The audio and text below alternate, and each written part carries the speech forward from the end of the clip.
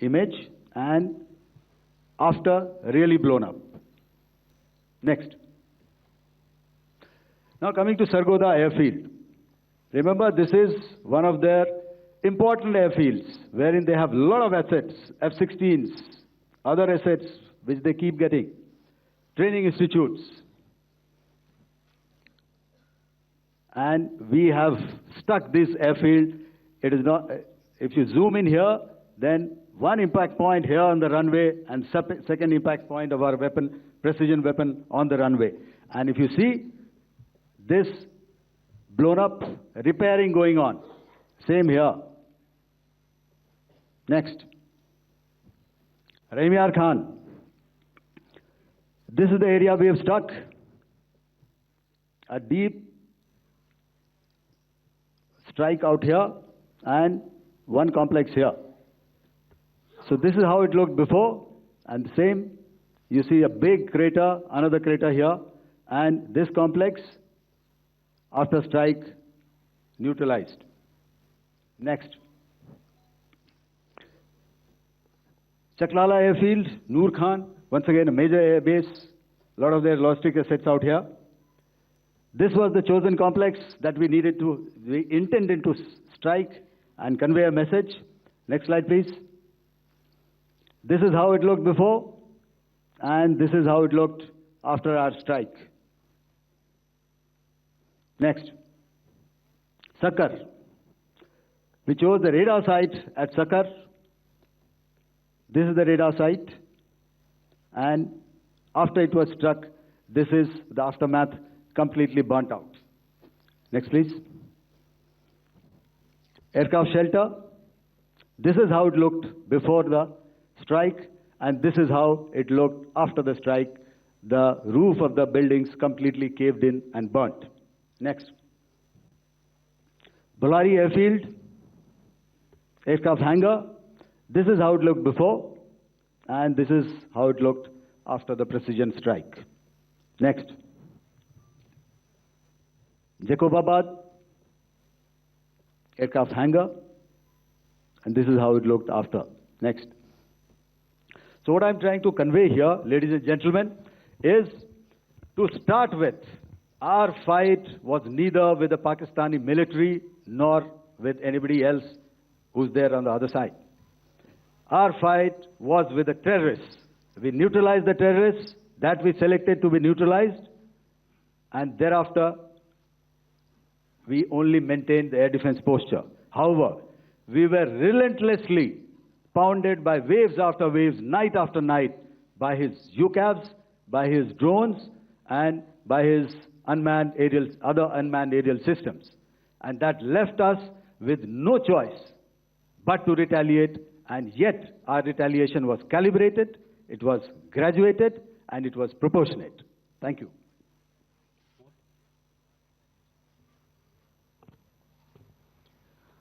Good evening, ladies and gentlemen. In the aftermath of the cowardly attacks on innocent tourists at Pahalgam in Jammu and Kashmir by Pakistani-sponsored terrorists on 22nd April, the Indian Navy's Carrier Battle Group, surface forces, submarines, and aviation assets were immediately deployed at sea with full combat readiness in concert with the Joint Operation Plan of the Indian Defence Forces. You may be aware that we tested and refined tactics and procedures at sea during multiple weapon firings in the Arabian Sea within 96 hours of the terrorist attack. The aim was to revalidate our crew, armament, equipment, and platform readiness to deliver various ordnance on selected targets precisely. Thereafter, our forces remained forward deployed in the Northern Arabian Sea in a dissuasive and deterrent posture with full readiness and capacity to strike select targets at sea and on land, including Karachi at time of our choosing. The forward deployment of the Indian Navy compelled Pakistani naval and air units to be in a defensive posture, mostly inside harbors or very close to the coast, which we monitored continuously. The Indian Navy maintained seamless maritime domain awareness throughout the duration and was entirely aware of the location and movement of Pakistani units. In effect, we had and continue to have good battle space transparency using our maritime domain awareness grid. As you are aware, our response has been measured, proportionate, non-escalatory, and responsible from day one. Accordingly, the calibrated approach considered all options, including the ability of the Indian Navy for offensive action from and at sea. As part of this escalation control mechanism, the application of force by the Navy was planned in a synchronized manner in coordination with the Army and Air Force, the highlight being teams from the three services working closely in an integrated manner.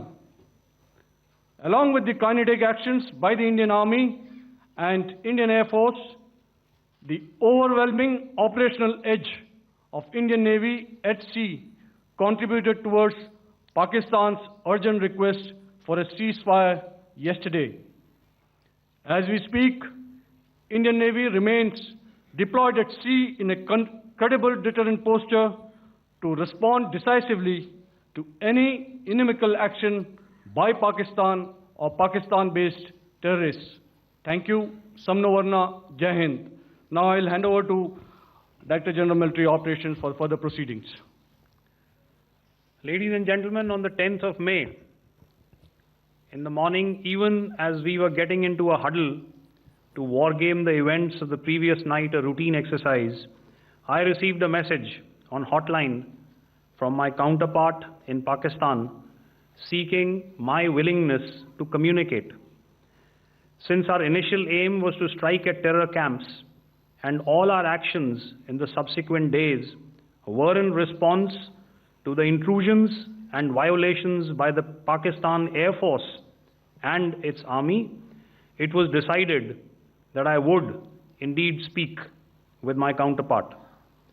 You are already aware, I've seen it being covered on national television, that my communication with the Pak DGMO was conducted at 15:35 hours yesterday and resulted in cessation of cross-border firing and air intrusions by either side with effect from 1700 hours, 10th of May, after he proposed that we cease hostilities. We also decided to further speak on the 12th of May, that's tomorrow, at 1200 hours, to discuss the modalities that would enable the longevity of this understanding. However, disappointingly, and must I add, expectedly, it took only a couple of hours for the Pakistan Army to violate these arrangements by cross-border and across the line of control firing, followed by drone intrusions across the expanse of the Western Front, through last night and in the early hours of the morning today. These violations were responded to robustly and dealt with as they must be. We have earlier today sent another hotline message to my counterpart highlighting these violations of the understanding between the DGMOs on the 10th of May and our firm and clear intent to respond to these fiercely and punitively, if repeated tonight, subsequently, or later. In this regard, I must inform all of you that the Chief of Army Staff has earlier today conducted a security review and has granted full authority to our Army commanders for counter-actions in the kinetic domain in case of any violation by Pakistan. In the end, I pay my solemn homage to my 5 fallen colleagues and brothers from the armed forces and civilians who have tragically lost their lives in Operation Sindur. Our hearts go out to the bereaved families, and we express our solidarity to them in this lifetime and beyond, at this grave juncture in their lives. Their sacrifices shall always be remembered and spoken of in glowing terms by a grateful nation. We have thus far, ladies and gentlemen, exercised, and my colleague Pramod highlighted this, immense restraint, and our actions have been focused, measured, and non-escalatory. However, any threat to the sovereignty, territorial integrity, and safety of our citizens will be met with decisive force. Jai Hind. Okay, ladies and gentlemen, we are now open for questions. All right, now, since I would not know all of you, I would expect you to please raise the placard or your hand, and once I indicate, I expect you to please give out your name and the media group that you belong to. Keep your questions short so that we can take as many questions as possible. Also, ladies and gentlemen, kindly bear in mind that confidential aspects may not be answered by the 3 DGMOs. Right. I've got a lot of hands there. Let me start from the left. Left foot always in front when we start marching. So here we have to the left, okay. Yeah, 238. Hello. So this is Manas Pratimudyan from PTI, Press Trust of India. So the understanding that was reached yesterday on stopping the military operations and actions, was it for just 3 days? And what would be the cost escalation if there is violation of this understanding by the Pakistani side?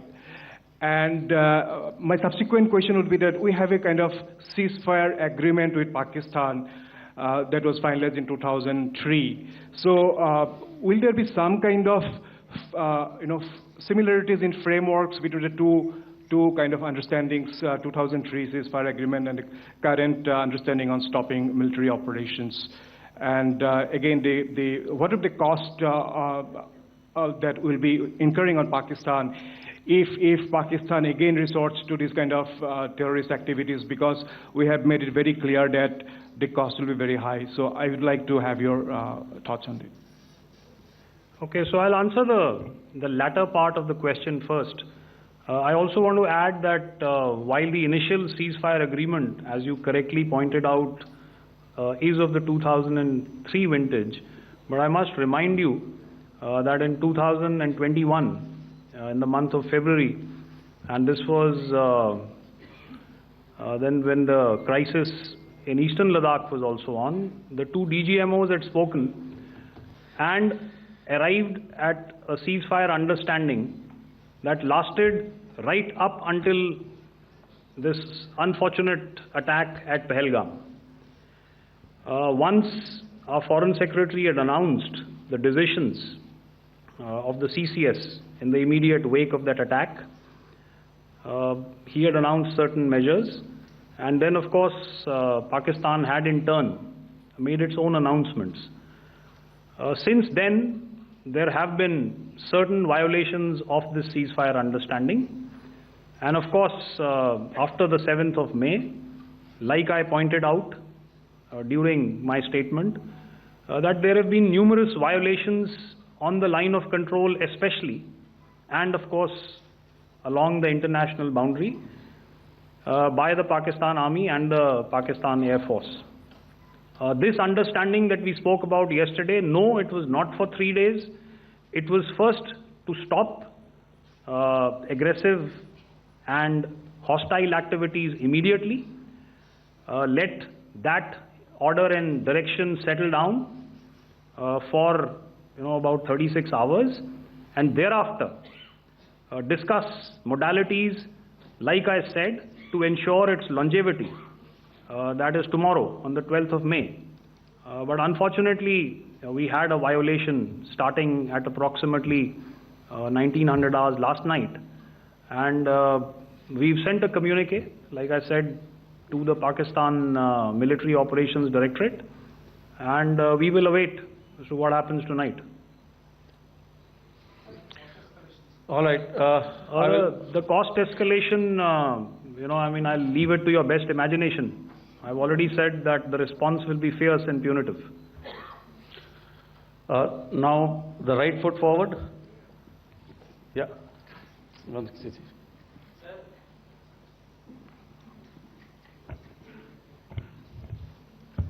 Sir, I am Ajit Dubey from ANI, sir.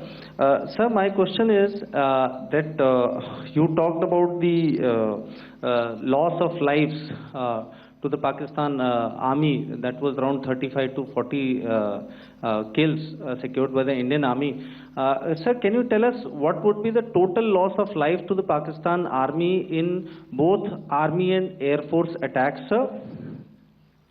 And how good was the performance of the BrahMos, Scalp and the S-400 during the operations? And sir, since we have sir, just one line. No multiple questions, please. Sir, all right. And since sir, we have achieved such a spectacular, we have made good achievements in this entire operation. Can we say that we have emerged victorious, or we have a big upper hand over the Pakistanis in this entire conflict? Thank you very much, sir. So I'll answer the question about the loss of lives on the other side. Of course, there are various means to ascertain that number. There is information from various agencies that come in. There are, of course, on the line of control, other ways to find out as to what has been the effect of what you are doing there in ceasefire violations.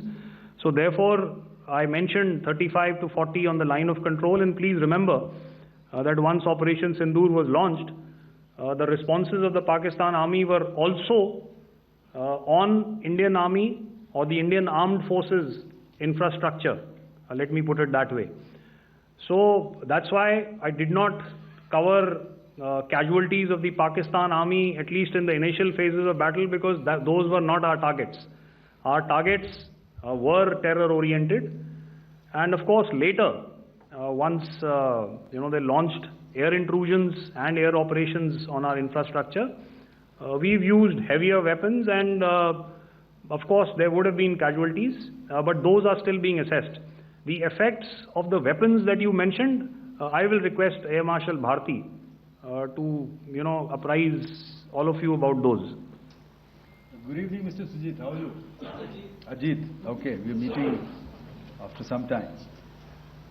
I never mentioned about any of the weapons that we used. Check. Okay. What I was saying, that I never mentioned of any of the weapons, the caliber that we used. All right. So we'll leave it at that. Those are matters of operational details which I would not like to go into. But suffice to say that whatever methods and whatever means we have chosen, it had the desired effects on the enemy targets. How many casualties? How many injuries? Well, to start with, our aim was not to inflict casualties, but in case there have been, it is for them to count. Our job is to hit the target, not to count the body bags. And the last part of your question, I wonder if you read out the tweet on ADGPI at midnight once we'd done what we had to in Operation Sindur. And that's credit to my friend here on the left. Justice has been served, Ajit. That is all that I will say. Ajit, I'll request you to, refrain putting words into his mouth. All right. Yeah, I'll come back to the left. 147. Sorry, 47. No, 47. Did I see it here or? Yeah. Good evening, gentlemen. Sorry, 147, I saw it there, sorry. Yeah, since I've already said, 147, start please. Hi, sir. Good evening. This is Shivam Patel from Reuters News Agency. Thank you for giving me the opportunity. My question, sir, is how many military targets did Indian Armed Forces strike in Pakistan in response to the attacks from Pakistan? How were these targets selected? And how many troop casualties have been there in total on both sides, if you can give details? Thank you. I'm sorry, where are you? I haven't spotted his name. Here's to the right. Okay. Can you just repeat that for me, please? Sure, sir. So my name is Shivam Patel. I'm from Reuters News Agency. My question is, how many military targets in total did the Indian Armed Forces strike in Pakistan in response to the attack from Pakistan? How were these targets selected? And how many troop casualties have been there on both sides, if you can? So you're speaking of the targets that I mentioned in the wake of the attack at Pahalgam, right? Military targets, after response. Yeah, I think it's amply clear to everybody here that the Pakistan army has not crossed the international boundary, neither in the plain sector nor on the line of control. So the intrusions have been in the air. There have been certain attempts on the line of control when ceasefire violations have been on to try and infiltrate and carry out and perpetrate activities that we are all very well familiar with. Whether these are by terrorists or by the Pakistan army or its special forces and commandos is difficult to say, but each of these have been effectively thwarted. So therefore, as far as engagements of military targets on the other side is concerned, I thought Air Marshal Bharti covered those very well and in detail, and he also mentioned as to how they went about targeting those. I think those images were very clear and very, very graphic in telling us as to what we needed to hit. And you'll remember right at the outset I said that we even went into what was the construction in each of these locations, and therefore decided on the vector that had to be utilized. Please. Okay, if I could add to what the DGMO has said, I have already detailed the targets. Now, whether it is X numbers or Y numbers that is immaterial. And what damage have we inflicted? You have seen. What are the casualties on the other side? As I said, that is for them to count. As far as we are concerned, from the air defense side, if they had a choice, they would have definitely come in. They are fighters, there are more numbers of UCAVs. It is not that they did not intend to come in. It is only that our robust AD posture prevented them from coming in. So that must be known, and that must be realized by all the audience here. Yeah, I'll come to the left now, 24.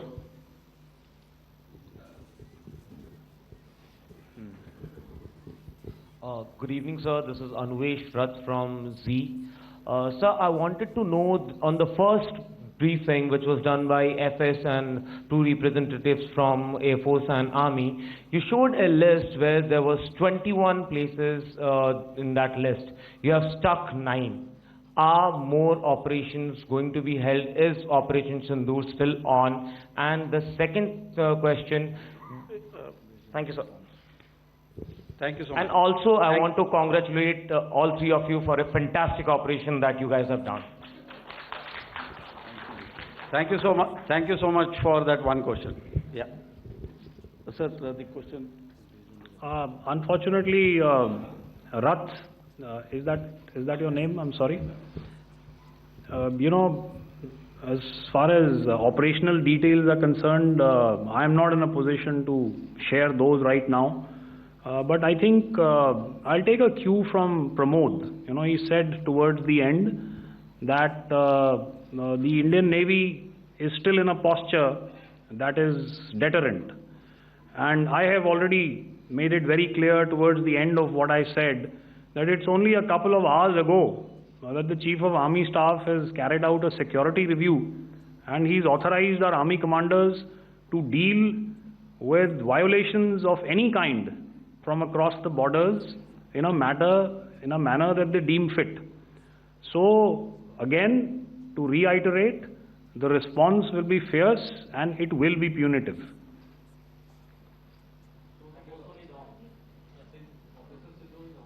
Yes.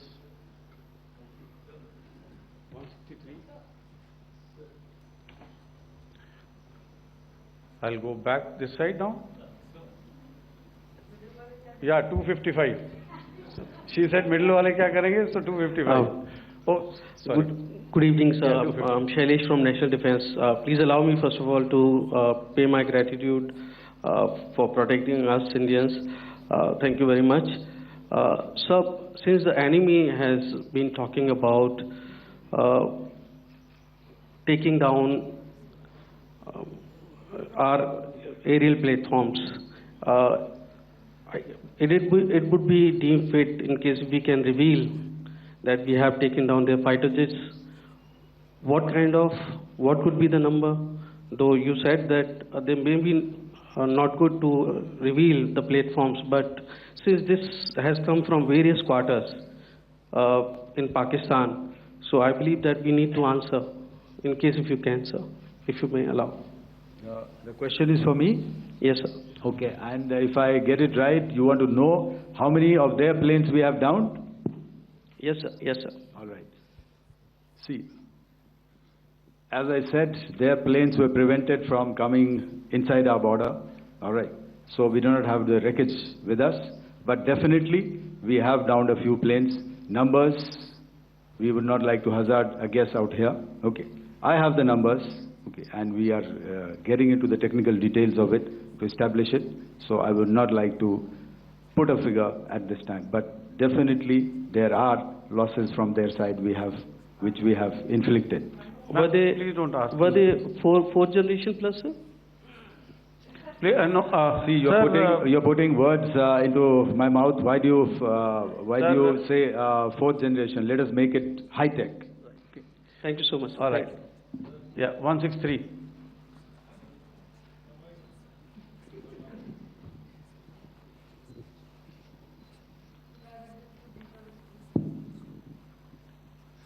Sir मैं मंजीत नेगी हूँ आज तक से। मेरा सवाल ये है कि इस पूरे ऑपरेशन में जो आतंकी ठिकानों को निशाना बनाया गया, क्या नंबर्स कुछ बता सकते हैं कितने आतंकी मारे गए? कुछ नाम सरकार मतलब कुछ नाम मीडिया में आए भी हैं जो बड़े उसके मास्टरमाइंड थे। और एक सवाल जो आज एयरफोर्स ने भी ट्वीट किया कि ऑपरेशन सिंदूर अभी जारी है और सरकार की तरफ से भी कहा गया।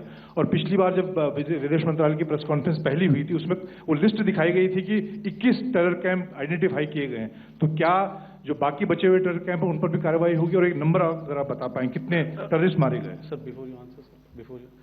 Manjeet ji, 3 questions. The third one has just been asked here before.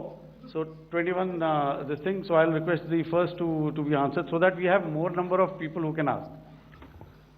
Manjeet, जब मैंने स्टेटमेंट दिया तो मैंने शुरू में ही कहा कि जैसे ही ऑपरेशन सिंदूर कॉन्सेप्चुअलाइज हुआ तो हमारा जो पीछे की कार्रवाई होती है स्पेड वर्क और टारगेट्स को आइडेंटिफाई और एनालाइज करने की कार्रवाई शुरू हो गई थी।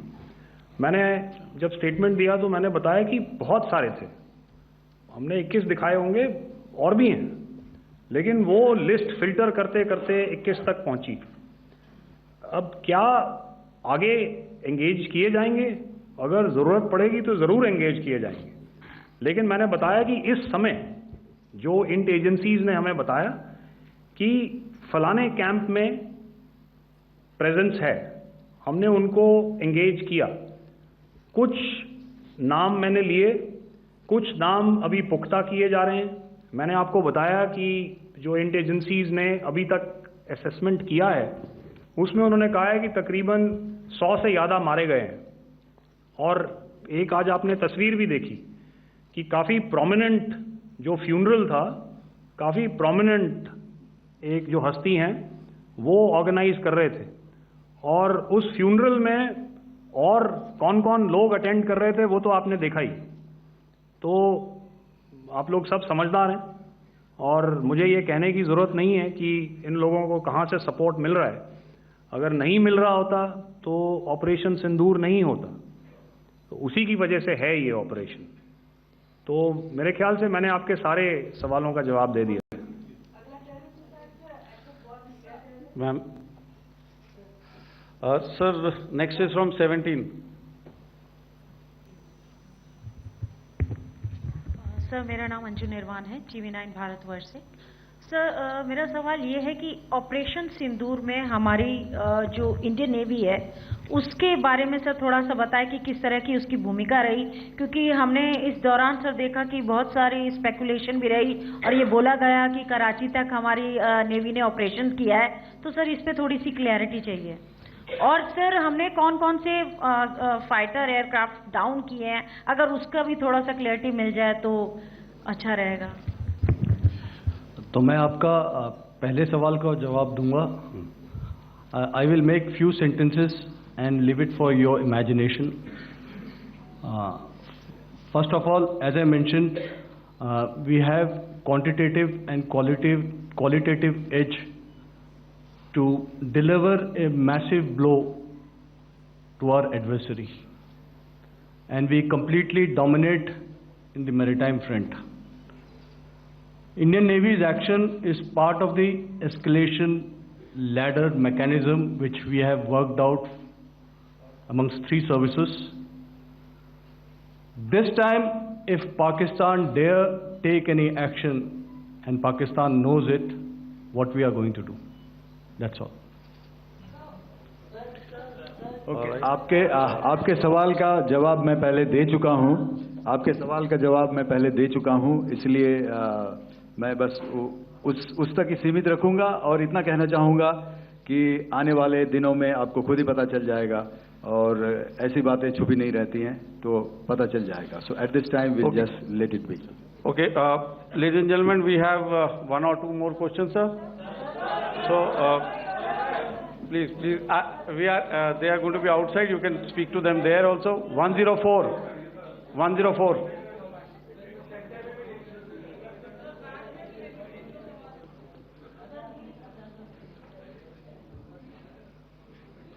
I think. Yeah, ask, sir.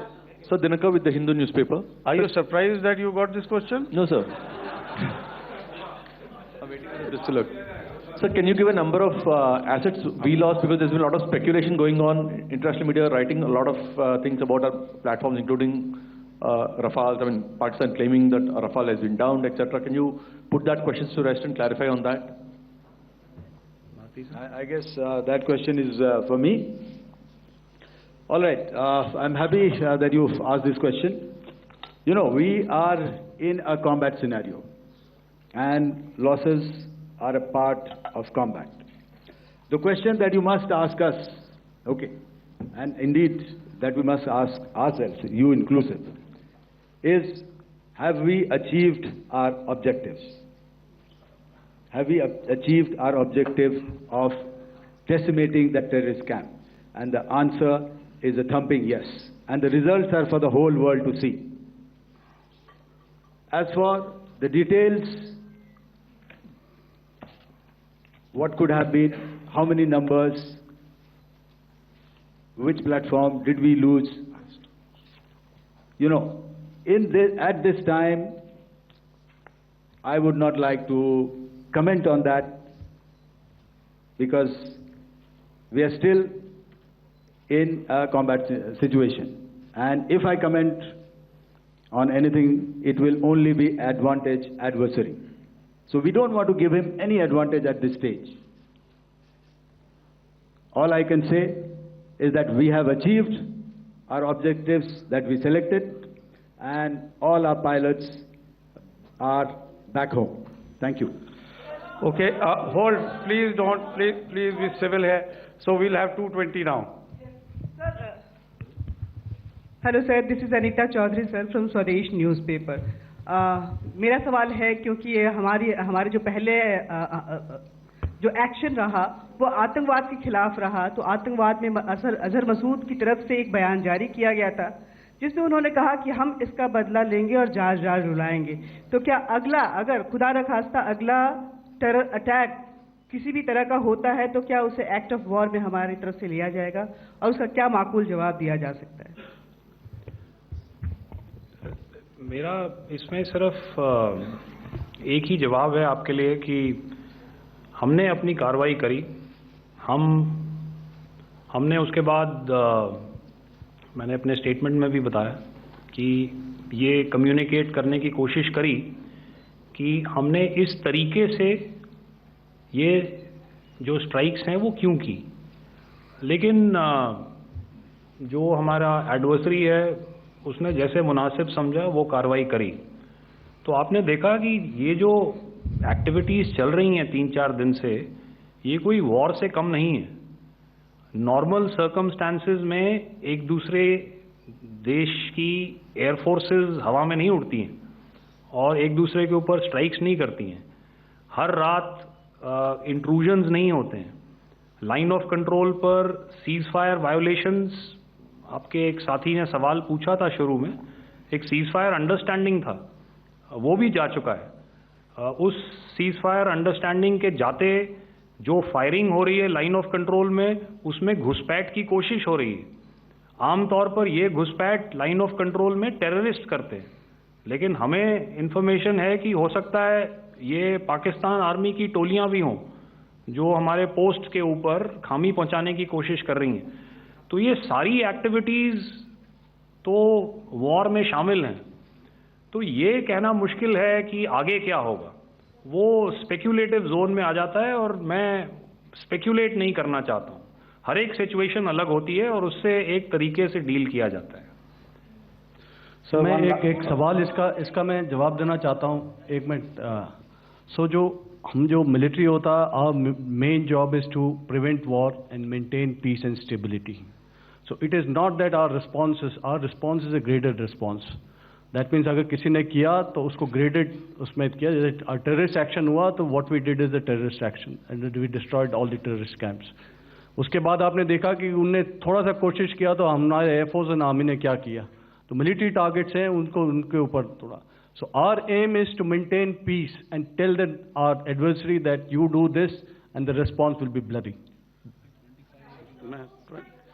Okay, now as per the, please, we'll have 166 and 25, and after that, no more, please. Sir, this side. Ladies and gentlemen, please maintain, I request you to please be quiet. Jal Ghai? No. This side, sir. We have only 2 questions left, 166. Yeah, please ask. Sir, I'm Rahul Singh from Hindustan Times, sir. So you were totally on top of the game in the kind of losses you've inflicted on the enemy. I mean, we saw the slides and everything.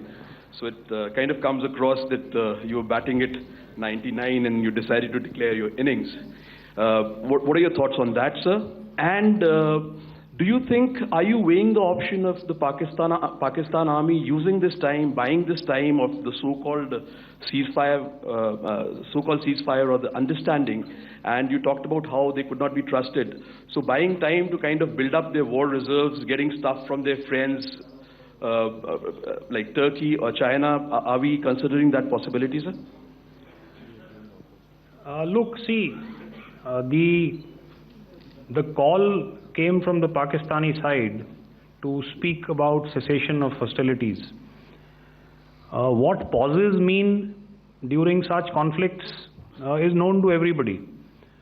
You know, I don't want to go into the pros and cons of how preparation for war is made.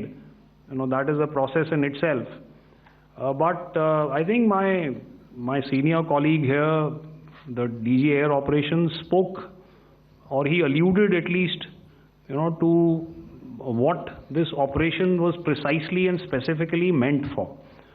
And I think that's something that we achieved, you know, right at the outset. Had we had the option not to go further, we probably wouldn't have. But we've been compelled to be in this situation. And as you've seen, the armed forces of India, and you know, you've got the 3 Director Generals sitting here, we are always prepared to face any eventuality. And like I said, that's for the sovereignty, the territorial integrity, and the safety of our citizens. So whatever has to be done will be done. You know, I'm not so concerned about what Pakistan will do in this time. I'm only concerned about what we will do. We have a roadmap and a plan, and we will follow it diligently, and we will follow it to the T. You know, that's the contention that I want to make here today. Ma'am, please. Okay, the last question, and ma'am, 25. She has been asking since the first one. Sir, I'm Nandita. Sir. She's not asking a question. Sir, I'm Nandita Dagar, DAGAR from DD News and DD India.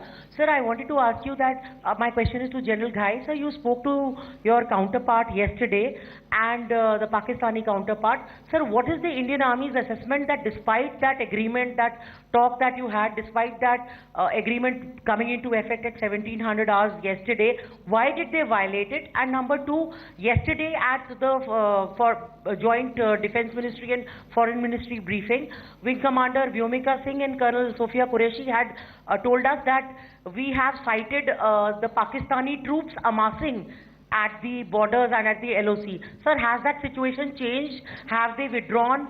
And sir, if in case, despite now there is a lull, of course, but if tonight again, if the enemy again carries out shelling and aerial intrusions through drones, what is going to be our response, sir? Thank you. So, without outlining the specifics of that response, I've already made it clear that there will be a response, and it will be fierce and it will be punitive. Why the Pakistan Army chose the option of violating the understanding that was arrived at earlier yesterday, I think that's a question that we best answered by the Pakistan DGMO. I wouldn't be able to, give you that. But, in situations such as these, and if you go back into any conflict, sometimes these understandings take time, to fructify and manifest on ground. But without, getting into the reasons, it is our mandate to be prepared at all times, and that we were. It's not as if because there was an understanding we weren't prepared. I must tell you that the armed forces were on a very, very high alert, and they continue to be in that state even as we speak. You are all by now familiar with the brutality and the dastardly manner in which 26 innocent lives were prematurely terminated at Pahalgam on the 22nd of April. When you combine those horrific scenes and the pain of the families that the nation witnessed with numerous other recent terrorist strikes on our armed forces and defenseless civilians, we knew that the time had arrived to make yet another compelling statement of our resolve as a nation. Operation Sindur was conceptualized with a clear military aim to punish the perpetrators and planners of terror and to destroy their terror infrastructure. What I do not state here, of course, is the often stated determination of India and its intolerance to terror. It set into motion a very diligent and microscopic scarring of the terror landscape across the borders and the identification of terror camps and training sites. The locations that emerged were numerous, but as we deliberated more, we realized that some of these terror hubs were now bereft of any presence and had preemptively been vacated, fearing retribution from us. There was also a term of reference and our own binding, self-imposed restriction to target only terrorists and thus prevent collateral damage.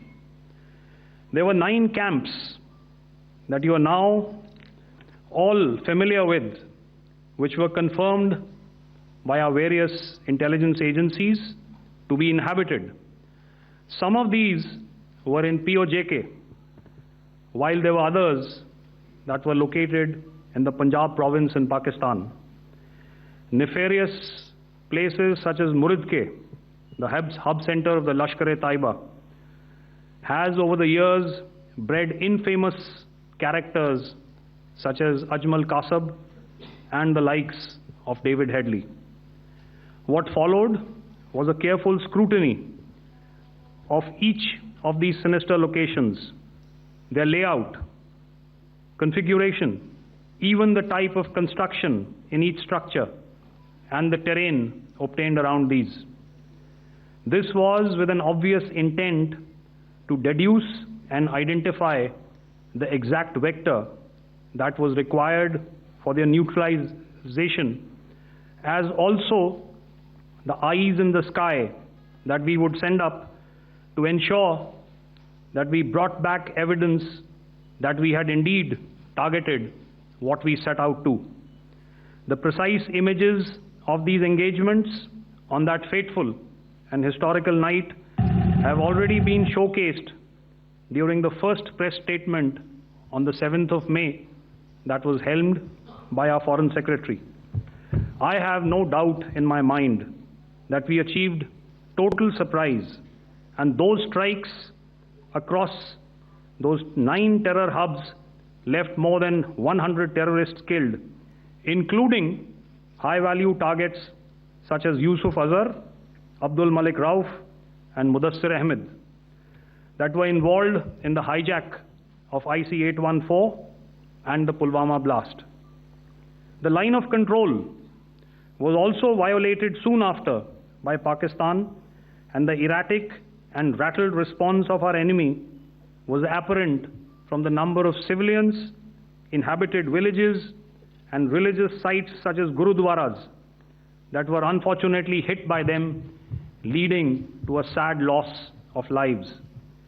The Indian Air Force played a major part in these strikes by engaging some of these camps, and the Indian Navy provided wherewithal in terms of precision munitions. The Indian Air Force obviously had their assets up in the sky, and I will here request Air Marshal Bharti, the Director General of Air Operations, to detail for you the methodology that the men in blue adopted to successfully manifest this mission. Thank you, Rajiv. A very good evening, ladies and gentlemen. It indeed is a difficult time that we have to come here like this and brief you. We could have done without this, but we had no choice. As the DGMO has detailed, the event was precipitated by the dastardly act at Pahalgam. The sequence of events have already been detailed. We carefully selected the targets, and out of the 9 selected targets, the target systems that were given to the Indian Air Force were the notorious training camps at Bhavalpur and Muridke, these being further from the international boundary.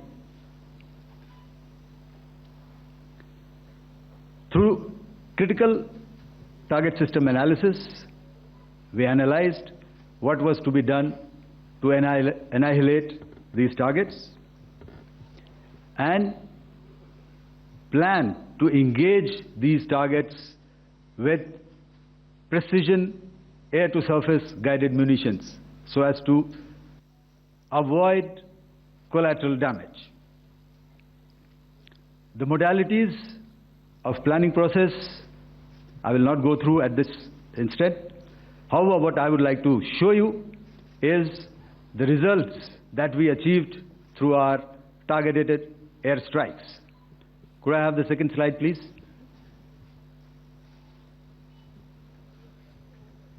Yeah, change, please.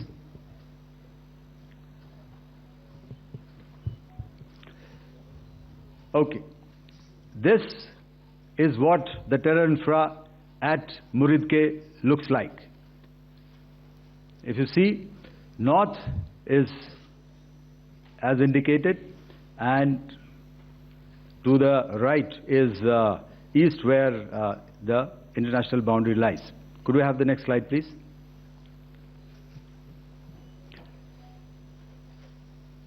Orientating.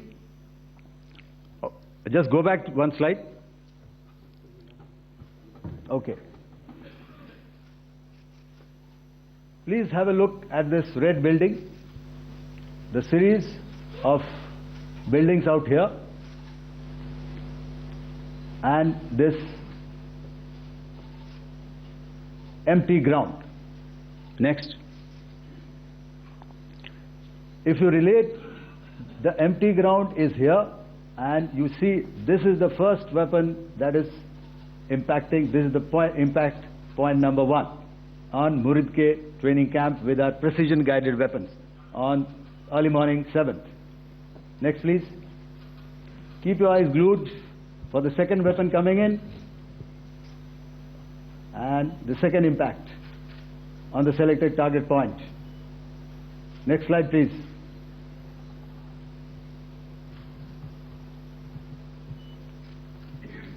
Third weapon, third impact.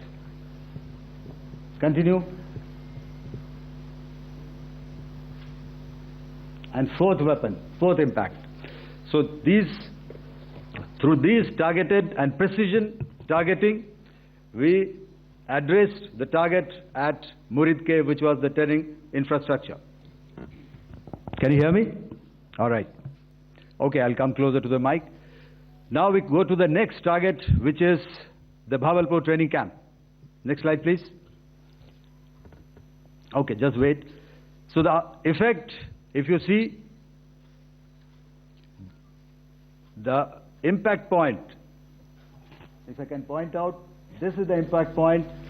The ammunition has gone through the roof and it has created a blast inside, the photographs of which you would have, all of you would have seen. And the red building, after that there was this double-story building. It has been completely decimated by precision targeting. Next, please. The target system, which was in the north, a series of buildings. I'll show you how it looked. Next.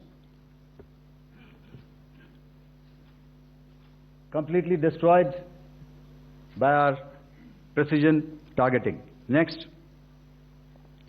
Now coming to Bhavalpur, this is the target complex that we are dealing with, a fairly large target complex. So we had to carefully choose the points that we needed to address, which were high value and which would meet our stated objectives of eliminating the terrorists. I would like to draw your attention to this red canopy, and in relation to that, I would cover the targets. One target system is a series of buildings here, other one here, and other one out here. Next slide, please. This is how it looked before, and this is how the building looked after the impact of the weapon. And orientation in relation to this red canopy, you can see here. Next, please. Before, next, and after. The roofs have completely collapsed. Next. This is the target system. Next. Precision targeting, and we have achieved our objectives here. Next. All right. So that was what we did on the 7th. Our objective was to address these two terrorist camps, and that we did with precision.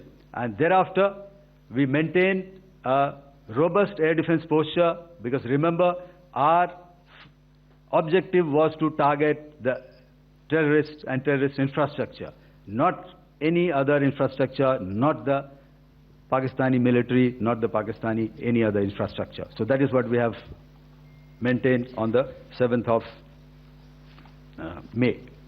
However, what we saw in the evening of 7th of May, we were saturated with raid of Pakistani unmanned aerial vehicles and small drones. And these came in waves in our civilian areas, over our military installations, and all of them were successfully intercepted. Few of them did manage to land. However, there was not much damage that they did. And we have our robust counter-US hard kill and soft kill systems which did the job. However, the difference here was that we had targeted the terrorists. The adversary now has targeted our civilians and the military infrastructure. So it had to be responded to. So in a quick and calibrated response, that very night, we struck their radar installations at Lahore and close to Gujranwala, the LYT installation, to indicate to him that we are ready, yet we do not want to escalate. Our fight was with the terrorists and not with the Pakistani military establishment. Thank you. Thank you, Air Marshal Bharti. So, ladies and gentlemen, he's outlined operations not only on the night of 6th and 7th of May, when Operation Sindur commenced, but also on the subsequent night. Being well aware and familiar with the congenital and impulsive nature of our adversary, and even though we did attempt to reach out and communicate our compulsions to strike at the heart of terror to my counterpart in the immediate wake of Operation Sindur, the request was brusquely turned down, with an intimation that a severe response was inevitable and in the offing. We were, of course, prepared. Operations on the 7th and the 8th, Air Marshal Bharti spoken about. On the night of 8th and 9th of May, they flew drones and aircrafts into our airspace all across the borders and made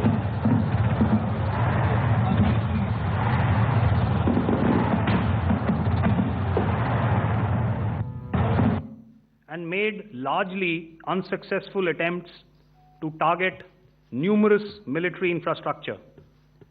Violations on the line of control by Pakistan also commenced yet again and precipitated into fierce arty engagements.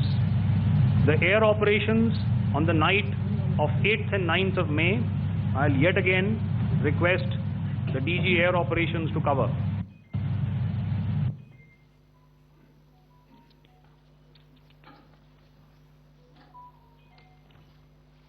So I just covered what happened on the night of 7th and 8th. What we found that on the night of 8th and 9th, starting as early as 22:30 hours, our cities had a mass raid of drones, unmanned aerial vehicles, UCAVs, starting right from Srinagar, going down right up to Nalia. It was a mass raid in waves, and it was relentless. However, we were prepared, and our air defense preparedness ensured that there is no damage on ground or to any of the intended targets that the enemy might have planned for. The difference between 7th night and 8th night was that on 7th night, he sent in his Jihad class of UAVs. However, these UAVs can go some distance, they are armed. However, on the 8th, less numbers of armed UCAVs were there or UAVs were there, and more numbers of quadcopters, maybe for surveillance or just for harassment of civilians. This continued till midnight. Our air defense preparedness ensured that there was no damage on the ground, either to the military installations or to the civilians. However, the enemy had yet again shown that he wanted to up the ante and he wanted a fight, and we were up to the task. In a measured and calibrated response. We once again targeted his military installations, which included his SAM sites at Malirkant. This also included his surveillance radar sites at Lahore and close to Gujranwala. These were suitably addressed, and thereafter his drone attacks continued even till morning, which we countered, and during the daytime there was some respite. Here I would like to bring out another aspect. What we found was that while the drone attacks were being launched from somewhere close to Lahore, enemy had allowed his civilian aircraft to also continue to fly out of Lahore. Not only his own aircraft, but international passenger aircraft, which is quite insensitive, and we had to exercise extreme caution, even at the cost of some tactical disadvantage, to ensure that there is no damage to any of the civilian aircraft. And this was also brought out in our press briefing during the day. So I will now hand over to my colleague to cover the events of 9th onwards. On land, we also undertook certain measures such as deployment of air defense and electronic warfare assets to establish an integrated grid with the Indian Air Force, and I have seen and heard some of you wax eloquent about the benefits of such an architecture when it comes to negating and combating air intrusions. We also carried out deployment to include movement of our forces in the land, sea and air domains. The night of the 9th and the 10th of May saw similar intrusions by drones and aircrafts, and this time there was a concerted effort to target airfields and some very, very important logistic installations, albeit yet again unsuccessful and denied gallantly and efficiently, I must say, by the integrated Indian Air Force and Indian Army Air Defense.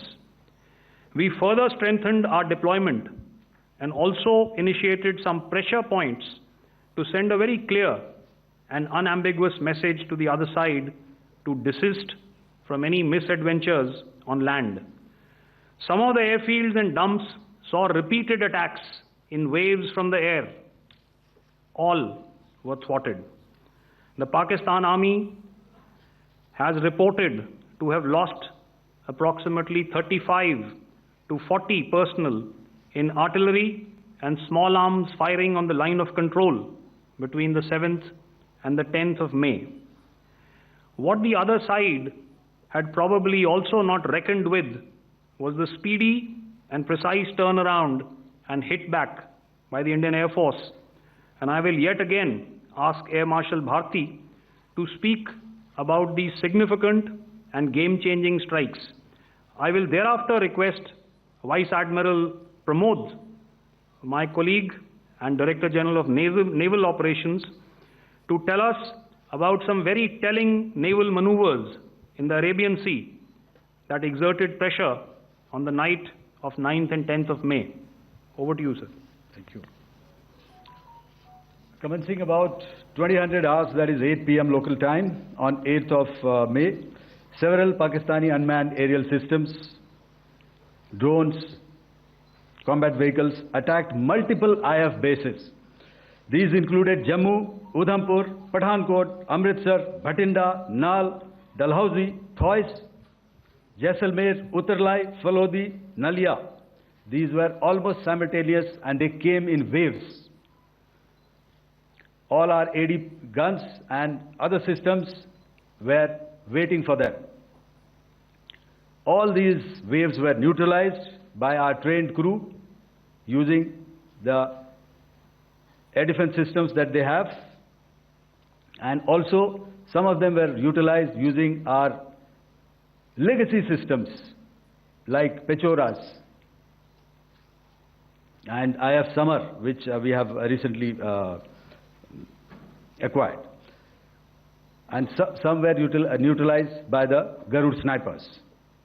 There was no damage on ground from these incursions and these mass raids, if I could call them, from the Pakistani side. However, following these relentless attacks on our air bases, on our forward positions, and on our civilian targets, this was time to convey some message to our adversaries. And therefore, a decision was taken to strike where it would hurt. And towards that, in a swift, coordinated, calibrated attack, we struck his air bases, command centers, military infrastructure, air defense systems across the entire Western Front. The bases we struck include Chaklala, Rafiki, and mind you, Chaklala is Islamabad. Rahim Yar Khan, Sakar, sending a clear message that aggression will not be tolerated. This was followed by strikes at Sargoda, Bholari, Jacobabad. We also struck the C2 centers at Murid, the UAE complex at Murid, Rafiki, radar at Chunia, which I will show you, Rahim Yar Khan airfield, and the unmanned combat aerial vehicle hangar at Sakar.